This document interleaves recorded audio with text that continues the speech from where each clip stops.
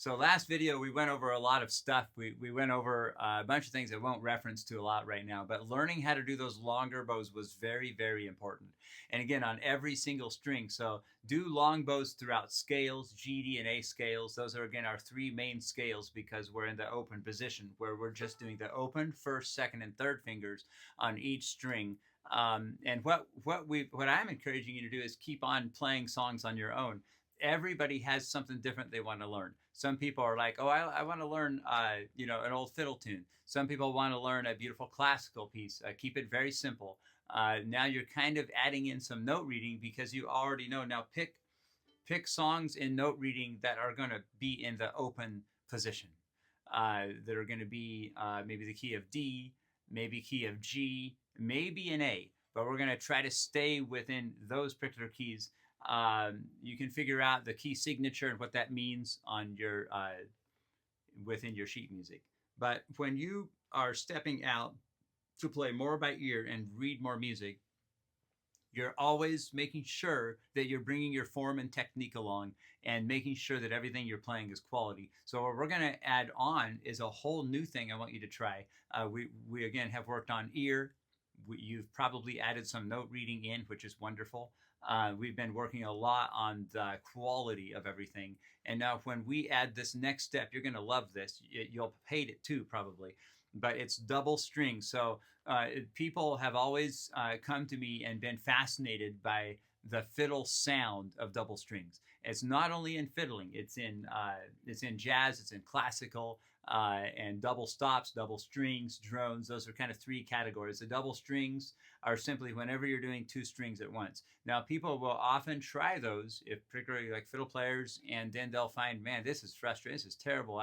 This is horrible. Sounds like two cats fighting in the backyard. How do I fix this? And again, we're going to go to a very basic way of developing that skill. So we're going to start in the middle. I always like to start with the DNA strings on everything that's new because it's the DNA of the violin, but it's also easier. It's easier. Why not start easier? And so we're going to start on doing the DNA together. What you'll find is your arm level for A is down here, which we already kind of know. And then your arm level for D is up here.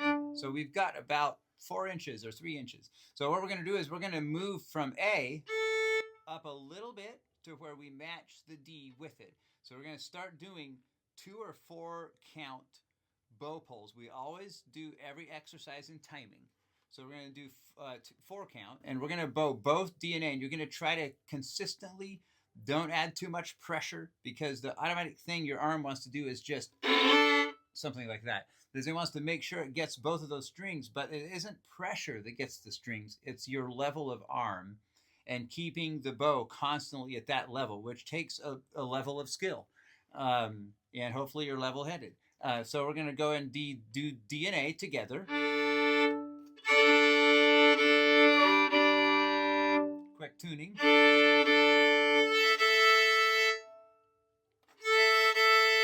Okay, so here we are. You may have to check your tuning throughout practice. Be sure and do that. Go to a little tuner, tune with me. Okay, so we're in on the middle 2 strings and we're learning to play double strings. So we got 1, 2, 3, 4. 1, 2, 3, 4. So when we're doing that, pay attention to your sound. Pay attention to the angle of your arm.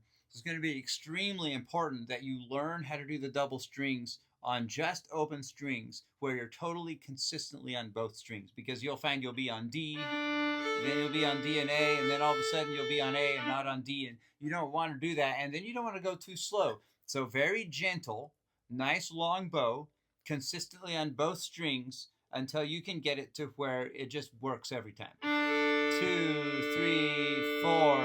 1, 2, 3, 4. I'm doing it really long so you have the chance to be able to make sure both strings are played together.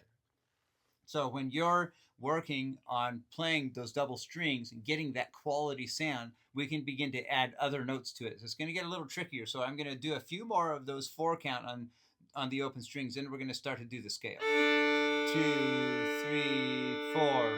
1, 2, 3, 4. 2, 3, 4. 1, 2, 3, 4. And next video for the adding notes to the open strings. Nice. Think it's okay? Yeah, it's going great, man. Oh, good. Thanks, man. Yeah, you're rocking and rolling, man.